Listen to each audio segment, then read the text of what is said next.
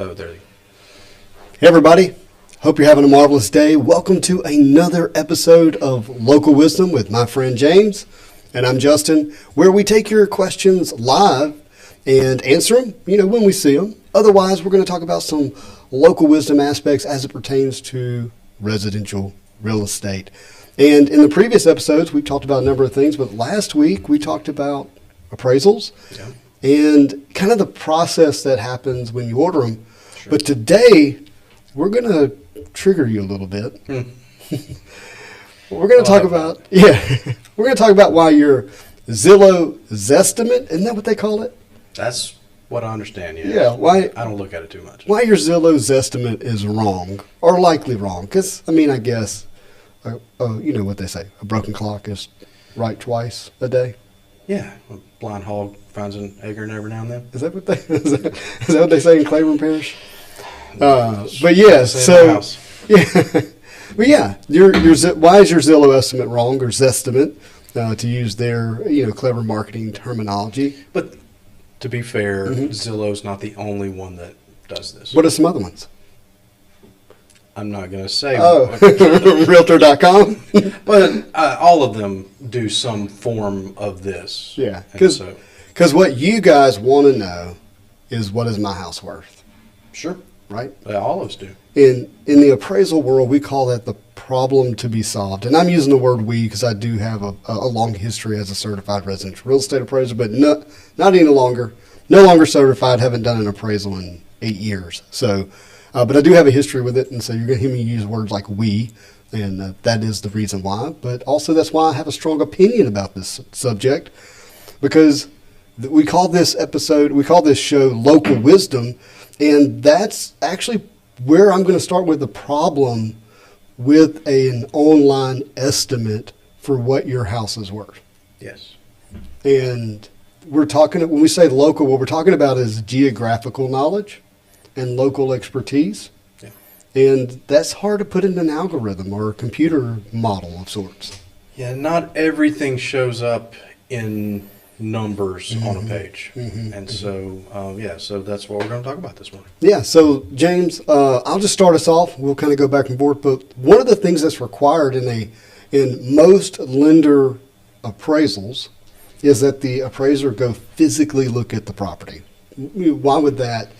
Why would not being able to do that in a Zestimate indicate why an online estimate is wrong? Well, even further than the Zestimate isn't even taking in pictures into account. Oh, okay. So, it is literally, I have this piece of paper printed out for the top five. They are literally just doing the numbers on the page. Gotcha. and looking at what other houses in the area have sold for, but that doesn't mean that your house, a particular house, is the same as the one, and that's what an appraiser does. He's going to compare every aspect of the home with the other sales, and so he's going to compare every detail. And where does an online estimator for an evaluation of a house, where do they get their data? Public data, which may be like the tax assessor's website? Yeah. And in this case, Zillow in many areas does have MLS access. They do have MLS access, so maybe it was a previous listing? Yes. All right, so let's just talk about those two aspects. So we mentioned two places where an online source may aggregate their data. With the tax assessor, number one, a tax assessor is not trying to find out what your home is worth at a specific time at a specific time, but they're trying to understand what the mass appraisal value is. Yep. And so when they look at the physical improvements, it's a bit more rounded. It's not as specific. Sure. So they're measuring your house, but they're not going inside. Well, we actually talked about that last time. Yeah. My particular home appraised differently than what the tax assessor did. Exactly. But so the improvements that they're pulling from is not going to be, accurate. Right. Especially if you've made any improvements to the house since it last sold or was last assessed. Yeah, and especially in square footage. A lot of people will take in a garage or a washroom, and so square footage is a big deal. And a tax assessor has that wrong on many accounts. Yeah, it's a good indicator. It's a great source to look at, and for what they do and why they do it, they do a great job. But for the purpose of what your particular house is worth at a particular time, Correct. It's not as accurate. And the tax assessor many times just takes things that were on a plan, and not necessarily actual square footage. And so the appraiser, one of the things that they do is they will pull a tape on every house. Yeah. And so that's a big deal. Every house, and mostly every wall. And then there's maybe some times where you don't, but most local appraisers are going to pull a tape on every exterior wall. Yeah, they're all the way around. All the way around it. And so they're going to know exactly, the actual size, and they're trained in terms of calculating how to determine what you would call the heated square feet, also known as GLA, gross living area, which is, if you want to, show off in front of your friends, It is slightly different than heated square feet. In our MLS system, I kind of wish that the appraisers and MLS would get on the same page with this. But in MLS, if you go online, it's typically listed as heated square feet. And just because somewhere has an air duct in it doesn't mean that it's living area. Right. And then on top of that, a lot of times you'll see these online estimates are actually pulling the total square feet. Yes. That means they're including porches and garages, anything that's covered with a roof line, right? Yeah. And they're calculating that in what they're, the thing that we love to look at, which is price per square foot. They're like, oh, well, that house is cheap. It's $109 a square foot. And you get out there and it's $179 a square foot. Yes. So there are, in the MLS system, there are two measurements, and one of them is heated square feet, and the other is total square feet. Total square feet. And that's under roof. But that would in many cases also include, depending on what realtor put it in, pool homes or something else. It actually shouldn't. But yeah. So. Yeah, so that's another reason why it's wrong. It's the source that these online estimators of value are pulling from are incorrect. Yeah. And then you get to the amenities of the house. Have you added a pool? Have you added a shop? Do we want to talk about pools? Yeah. Whatever has been done that might impact the value in a positive or negative way, that's not there.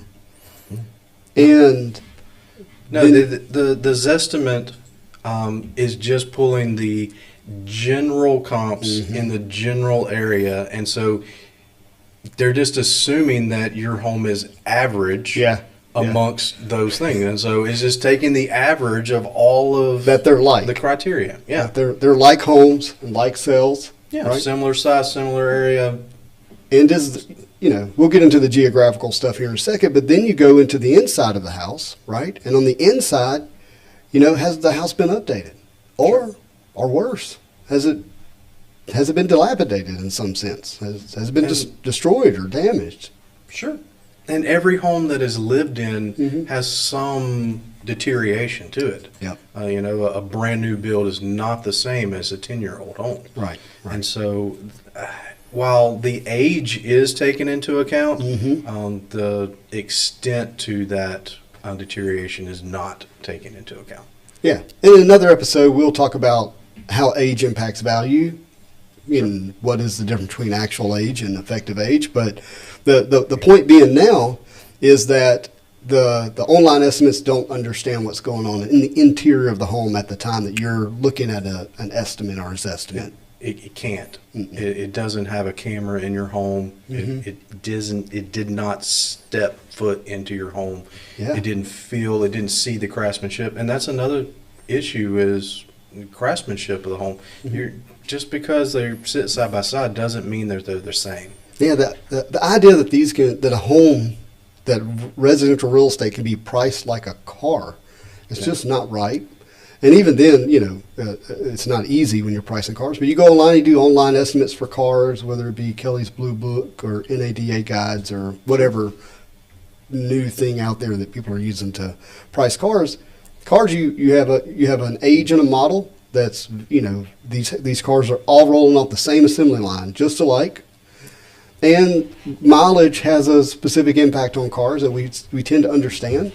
And cars aren't renovated, for the most part. We can get into classic stuff and all that kind of stuff. But my point is the idea that you can price a residential home in the same way that you can price an automobile online is just not healthy. True. If you want to know what your particular home is worth, or the home that you're buying or looking to buy is worth.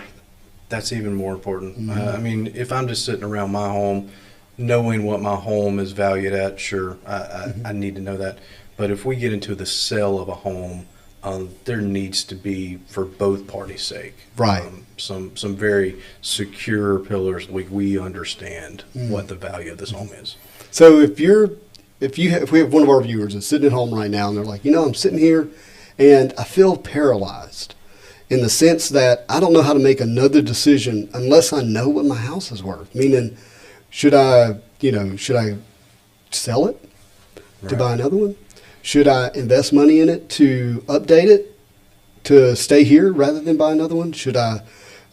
Is it time for me to get an appraisal done or to refinance and use some of the equity to reduce debt or do some renovation to the home? Like if they're paralyzed because they feel like this crux, this big piece of missing information is, what is my house worth? Should they go online and do a Zillow estimate or something like that? What should they do? It's not. Obviously you can, in a matter of a click, so you can get 3 or 4 different things, and you're going to get 3 or 4 different answers. Right. And that's not going to help you. You're not going to be able to be confident in what you're finding online, or you should not be. You might be very confident in it, but people are losing money. Zillow themselves is losing money because of what they've done. Yeah. And so, no, you need some professional guidance. Professional help. All right, I'm going to give you some local wisdom this morning. My wisdom for you today is you should always keep handy a real estate agent who is a professional, who knows what they're doing, who knows the market, that you can call at any time, that is going to take your call, and they're going to advise you through your life as a real estate owner. Sure. And that way, when these moments come up, you can call and say, "Hey, James, I'm struggling. I want to do this or that with my home, but this aspect of value's out there. Can you give me some advice on what I should do?" Absolutely. And I love taking those calls. And most real estate agents do. They'll take those calls readily, and especially if there's someone that's been involved in your life. Yeah.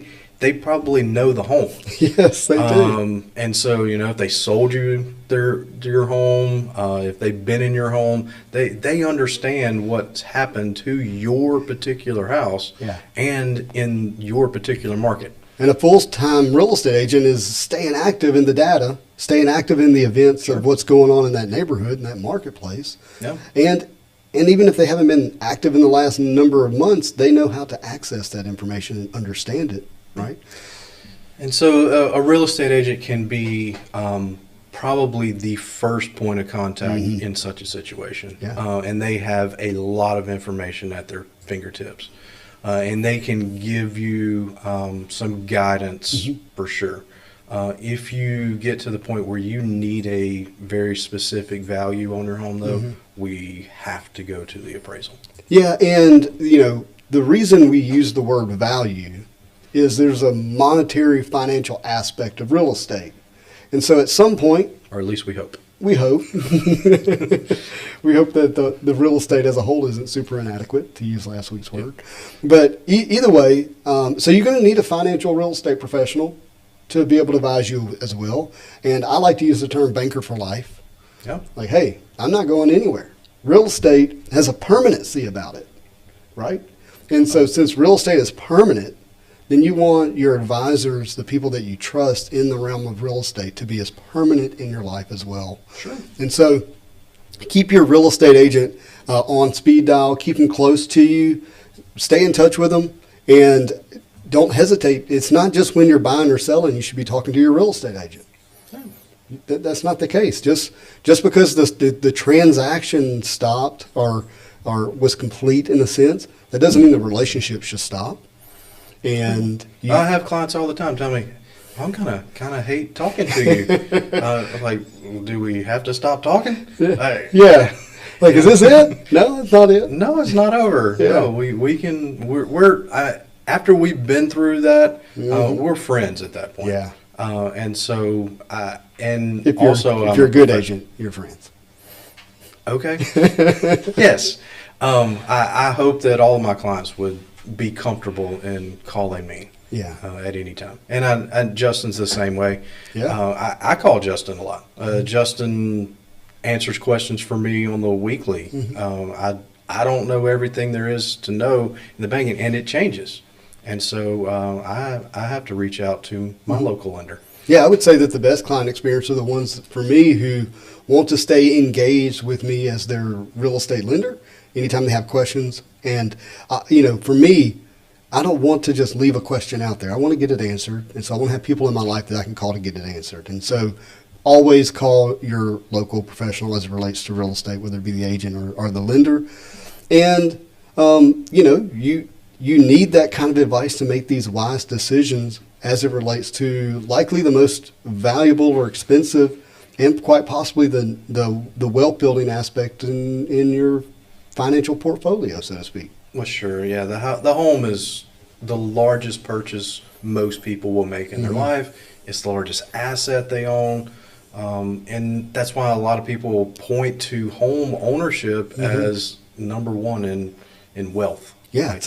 So the next time you're sitting around the house and you're like, hey, honey, should we add that master suite edition we were talking about? Look, I'm not saying don't go online ever and that it can't be useful and all those things, but make sure part of your process pretty quickly is, hey, let's give our agent a call that we trust and talk that through to them because we might need to sell in 5 or 7 years. Yeah. I mean, there are some things you're going to do to your home that you're going to do no matter what. If you need another bedroom, you need that space, you're going to go do it. Because you bring up such a great point because, you might be misled in an estimate or a Zillow estimate, but you might find out from your realtor, hey, you're wanting to spend all this money on the addition. Here's what that generally roughly costs and the time and the stress that it takes to do it. Did you know that right up the road, a house with already what you're looking for already has that in the same school zone is up for sale? And did you know that I could net you this amount of money from your house? Like, it turns into a whole nother well-informed, well-advised conversation, or maybe vice versa. That's a great expense. You definitely should do that to your home. You're not going to be able to duplicate it anywhere else, and you should continue to make this location your permanent residence for as long as you can. Sure. And there's some things that I would advise against. Gold chandelier? You didn't want me to do that? Think about it. You don't have to turn the light off. It just glistens, just shines light. Hey, I believe there are definitely some homes that works in. Okay, just not in North Louisiana, guys. Just not in my home. Right. Well, man, so it's been another week. Did at least 5 houses sell? I hear there's the market's rough. Do we have a top 5? Barely. Barely? We actually 52 homes sold. Yeah. So guys, week. Turn off the news. Stop reading the headlines. Call your agent. Call your lender. Houses are still selling. The market's still I got healthy. 3 pages of sales. Yeah. In 7 days. In 7 days. Well, no, really, 4 days. Right. Because we had a holiday last week. We had a holiday. So, yeah. No, it really, really good. And this week we have a first in the top 5. We have a tie. Wait, we've had a tie. When? We had a tie at number 1. Oh, well, okay. This week we're going to have 6. So I was thinking about this morning. Would you say this is a tie at the top or a tie at the bottom? Well, this is not at the very bottom. The bottom did not have a tie. The lowest sale in Northeast Louisiana this week was $25,000. My friends, James misunderstood my question. I'm talking about is it the top or the bottom of our top 5 list? It's the bottom, but we're going to start at the bottom and work our way up. Okay, that's good. There we go. All right, number 5, twice. Twice? Let's do it. They both sold for $385,000. Both of them have swimming pools, Justin. Okay, so question. Yes? Is $385,000 the lowest number 5 sale that we've had up to this point? It's not far off if it is. I don't remember. Okay. I'm just keeping a gauge a little bit. Yeah, no, we've been below 400, but I don't remember what the lowest was. I think there was a 375 now that you mention it. Yeah. So one of these is on Fink's Hideaway. Okay. Monroe. Yes. And the other is Highway 134. South of West Monroe? No. No, you said not 34. Not 34. 134. 134. It's in Monroe. They're actually not too far apart. This has a Monroe address, but most people probably think of this as Sterlington. Gotcha. It's Sterlington School Zone. And these are two completely different homes. Mm-hmm. The one on Fink's Hideaway is 2,800 square feet. The one on Highway 134 is 2,200. A lot newer home built in 2014 on Highway 134, built in 1980 on Fink's Hideaway. But Fink's Hideaway backs up to the bayou. I'm trying not to laugh. I hear Rick trying to keep up with which house you're talking about over there, back and forth. Okay, sorry, Rick. I'm going back and forth on both of them. Just put Justin's picture up. Yeah. And everybody will be good. But no, these homes are typical for the area that they're in. Yep. Fink's Hideaway area, a little bit older home. It's a nice home, swimming pool, bayou, great. And then the Highway 134, some newer homes, and a desirable school zone. A lot of people want to move to the Sterlington School Zone, and so there you go. Makes sense. Both of them have swimming pools. So what is number 4? Number 4. Look, I actually live here. I know how to say this, but it looks funny on the page. Tupawick. It is not Tupawick. Tupal Drive, $400,000. It also has a swimming pool. This is Crowley School Zone, 3,400 square feet. Has a little circle drive. All right, so I want to talk about this house for a second. Sure. Because I think this house is on the corner.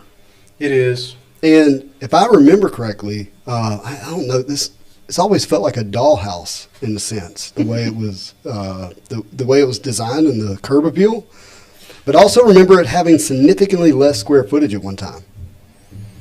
Oh, I didn't look up any history. Yep. I'll have to look that up. But how many square feet does it have now? 3,400. Yeah, I'm telling this house was like 2,000 square feet or something like that at one time.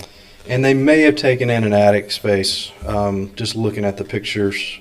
So it may be bonus room, attics. They may have finished out that and done that. But it's got a nice swimming pool, nice outdoor area. It's a beautiful home. It is. And if you drive down Tupal Drive, it's noticeable. Like, people look at it. Yeah. I remember it very well.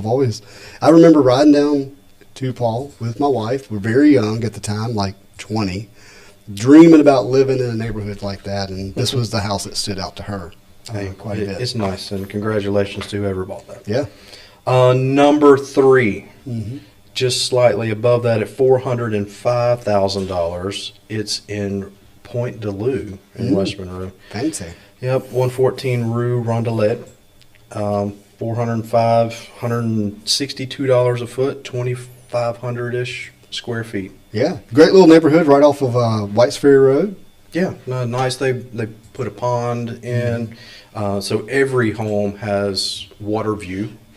Out the front door, not the back door. All out the front door. All out the front door. But it's nice. It's fenced in around the whole thing, and all the homes are very similar. Yeah. All the homes are nice. They're all built within a tight time frame, so you know what you're getting when you go there. And this home actually sold for above asking price. Oh, so it was bid up. Yes, and I believe. What was the asking price? $395. So we're 9,000, 5,000, no, 10,000. 10,000 above. And I believe this is the only one that sold for above asking. Even on Tupal? Yes. Oh, no, you're right. It was 5,000 above asking. Yeah. So we're still in that market. Yeah, now, we are. In fairness, these contracts were negotiated likely 30 to 45 days ago. So that's just the way these things unfold over time. Yeah. So, I mean, this was only on the market 30 days, 31 days. Not the same with the next two homes. The next two homes were on the market considerably longer. So number 2 is in Frenchman's Bend. It's on East Frenchman's Bend Road. Okay. $520,000. Yeah, big price. $25,000 less than asking. Okay, so tell me about that. What do you think is going on with a sale like that? It was 117 days on the market. Sounds like it has some competition. I mean, the neighborhood always has competition. This is not the first home in Frenchman's Bend. It's been in the top 5. Yeah. This does back up to the golf course, which is typical.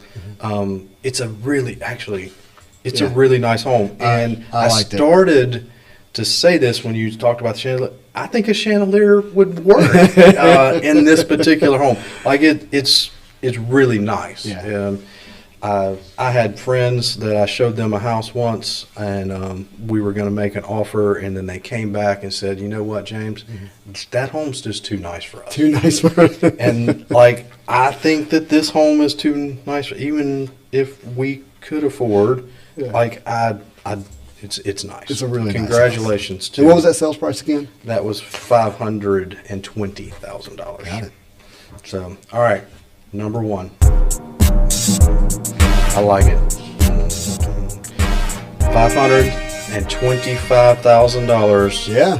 On Bayside. Bayside in West Monroe? No, I knew you. Yeah, Bayside Circle. Man. Right off of Deborah. Great street, my friends. If you haven't, you probably haven't driven down Bayside. The most of you, a lot of you have, but not the majority of you, because it is a side street off of Deborah. It is a dead end. Yeah. But it does have bayou access, and it's just a great little street. Yeah, and this is like an estate type home. I mean, it's nice. The curb appeal is nice. The home is really nice. It's got this great outdoor kitchen, living area in the back. All right, who is our lucky listing agent? Dustin James. Dustin James. I'm not surprised. Great agent. Good Yeah. job, Dustin. Finishing number 1 last week in Northeast Louisiana. Taking care of your clients, making a big sale. Yeah, no, and it took him a little while. 318 days to get that sold. So congratulations, Dustin. What's the price per square foot on it? $146. $146. Yeah, this big house like that, still a strong sale. Yeah, I mean, almost 3,600 square feet. It's Not on the water. not on the water. I mean, the only amenity outside is really that outdoor kitchen, but it's really nice. Yeah. Like it's a nice outdoor kitchen. But you're not. But you're getting to a heart of an issue that we do see with higher end homes, is when people are spending $500,000, there's still a great expectation of what that comes with. Am I getting all the things? Yeah. And so if those exterior amenities are not there, then it can create some hesitancy, especially with market appeal. Well, and the number one thing is location. Well, it has that. Although it's not on the water, it does have that. Hey, Awesome. It's still North Monroe. it's a nice home. So congratulations to whoever bought that. Well, everybody, hope this video, this time with you has served you, and why your online estimate, Zillow's estimate, is likely wrong. Why you should talk to your real estate agent and your real estate professional, such as your lender, on a routine basis. Keep that relationship going. It's not a transaction. It is a relationship to have the advice that you need to be able to make decisions. Don't sit there with these question marks or to be paralyzed. Keep in touch with your professionals.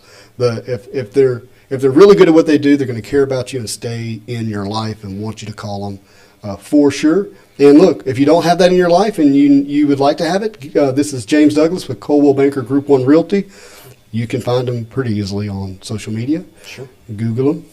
Yeah. And I am Justin Underwood with Origin Bank. I'm a mortgage lender, and if I can help you in any way, feel free to give me a call. Message me on social media. I'd be happy to talk to you. And as always, I hope you have a marvelous day. See you next Tuesday.